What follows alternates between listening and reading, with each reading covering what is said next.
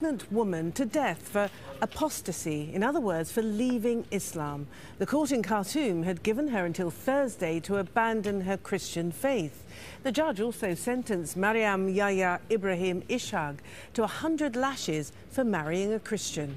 Local media reports say the sentence will be carried out after her child was 2 years old. The 27-year-old says she was always a Christian and did not convert to Islam.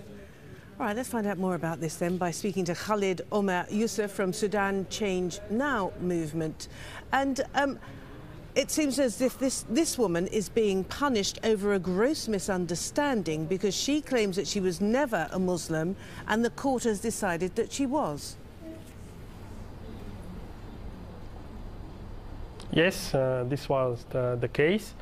They had charged her with apostasy, but when they asked her at the court if she was a Christian and if she was a Muslim and she changed her religion to Christianity, she said, "No, I'm a Christian." And she said that in a very clear words. But nevertheless, the judge at the end sentenced her to death by hanging and 100 lashes. And how representative is a case like this in the Sudan of today? How often does this kind of case come up?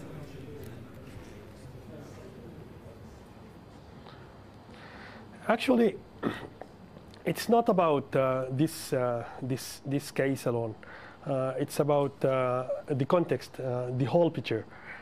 In Sudan, we are living under an oppressive regime.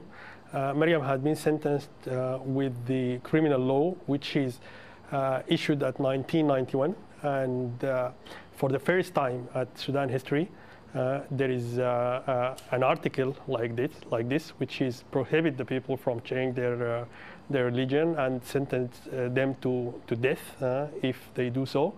And since 1991, this law, even after 2005, when they issued the new constitution, which is come with a Bill of Rights and match the human rights standard, this article didn't change. So you can read this article and you can read this case with the whole context. This an oppressive regime, and even after the secession, they turned their policies which has led the country to the secession at the first place, the policies of impose unilateral vision and unilateral interpretation even to Islam, and which had led the country to divide for two countries, and which has burned the whole country with wars in Darfur, in Nuba Mountain, in Blue Nile. So this is a situation in Sudan which is now the case of Maryam is a sample of what's happening now in Sudan. Okay, Khalid Omar Youssef, thank you very much indeed for explaining a little bit more about events in Sudan. Ibrahim, who is 8 months pregnant, was raised as a Christian. But the authorities consider her to be a Muslim. That's because that was the faith of her father. As a result, the court has given her 3 days to recant her Christianity and revert to Islam or be hanged. She was also convicted of adultery on the grounds that her marriage to a Christian man from South Sudan was void under Sudan's version of Islamic law, which says Muslim women cannot marry non-Muslims. Her lawyers are determined to appeal this verdict. There are legal restrictions that prevent the punishment because she's pregnant. According to the law, no punishment is allowed until she gives birth and breastfeed for 2 years. Our strategy will be to challenge the verdict at the Appeal Court, the Supreme Court, and the Constitutional Court. We had several similar cases, but they were slightly different. The only similar case was that of martyr Mahmoud Muhammad Taha, who did not convert from Islam. His trial was basically a political one. Apart from that, there were those who claimed they were God or something, but no punishment was ever put in place. Protesters gathered outside the court in Khartoum, both her supporters and those who back the punishment. Mary has a right to be a Christian, says the poster on the left here, and I have the right to choose any religion, says the one to the right. The problem is that the ruling was a swift one, a death sentence taken so quickly. This is a new and dangerous phenomenon. In my opinion, this is a kind of missionary. This is the first of a series to prompt apostasy. There is a long-running debate in Islam whether apostasy is a crime. While death sentences are rarely carried out in Sudan, this case has attracted international concern and calls for the immediate release of Dr. Mariam Yahya Ibrahim.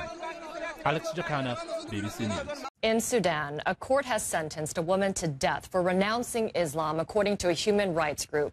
Mariam Yahya Ibrahim was convicted by a Khartoum court this week of apostasy, or the renunciation of her faith. The court considers her to be Muslim, although she was raised Christian. Now, joining us on the line now is Daniel Wani, Mariam Yahya Ibrahim's husband. He is now on the line.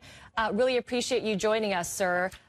I can't imagine what you're going through right now. First, what is your reaction to the Sudanese court sentencing your wife to death?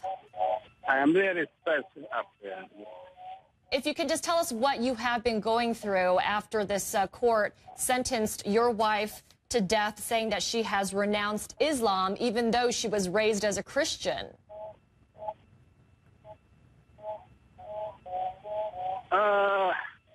There I'm frustrated and I don't know what to do.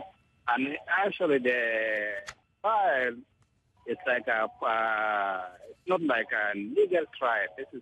There's a lot of Islamic, those are Islamic fundamentalists.